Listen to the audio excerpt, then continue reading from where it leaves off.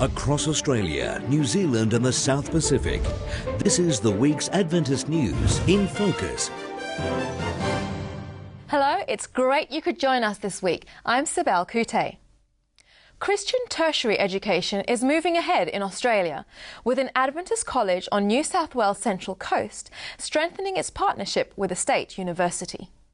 Students graduating from degree courses at Avondale College of Higher Education this year will receive a testament bearing Avondale's seal, as well as that of Charles Sturt University. CSU has been supporting Avondale as it upgrades its academic and organisational standards, with a view to eventually becoming a university in its own right. Australia currently has 3 Christian universities, 2 of those are Catholic. For the last few months, a cow on a farm in New Jersey has attracted 37,000 visitors. Someone even offered $1 million to buy her. The excitement is over the heifer's colour, red.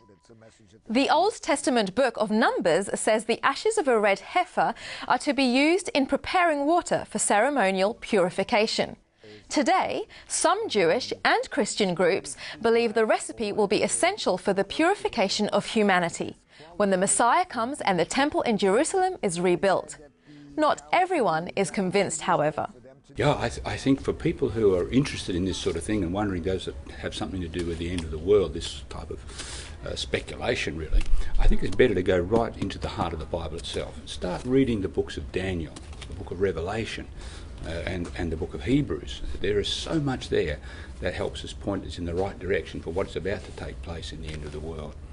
A surprise development has caused some dismay, however. The red heifer has had a calf, disqualifying her for ceremonial use. This month marks 100 years since the death of one of the key founders of the Seventh-day Adventist Church, Ellen G. White. Over several decades, Mrs. White offered spiritual advice to the growing movement in America and Australia on the strength of her commitment to Bible truth and prophetic insights. With 40 books and more than 5,000 articles to her credit, it's been claimed that Ellen White, who only had a 3rd-grade education, is the world's most translated female non-fiction author. A weekend conference in California, the place of her death, celebrated Ellen White's ongoing contribution.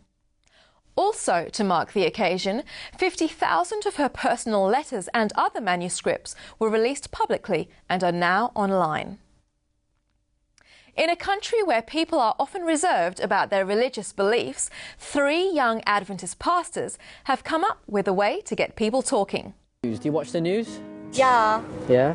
What about it? It's like a lot of the stuff, for example, what's going on in Russia at the moment. Wow. Now I'm looking for a new job because I've got no more energy to do it. A couch sitting in the middle of a London footpath attracts attention, and many people love the idea of taking a rest. Imagine that you could take 24 hours out of your life every single week, let's just say from a Friday sunset to a Saturday sunset. Okay. And in that time, you could rest. Amazing. That sounds incredible. Yeah? Sounds like a dream. A dream? Dream come true. Really? Yeah. I do need a day like that.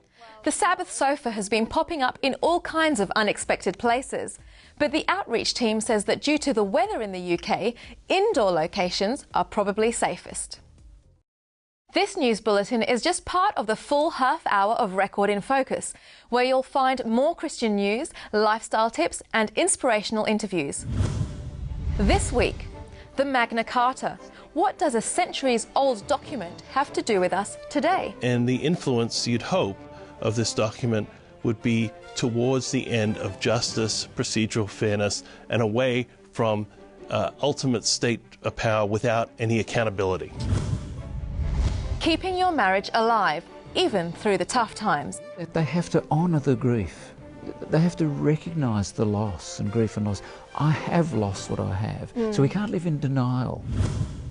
And we meet Belle Thompson. She says God called her to music ministry. I guess very slowly over the years, as my faith developed, that started being expressed in my songs as well. And I just became passionate about sharing the love of God in every area of my life. You can see InFocus every week on Hope Channel, the Australian Christian Channel and Digital 44 in Adelaide. The other option is to watch the program at our website. All the video segments are there. The address is record.net.au. Just click the Watch tab. Thanks for your company this week. I'll see you next time on InFocus Adventist News. Blessings.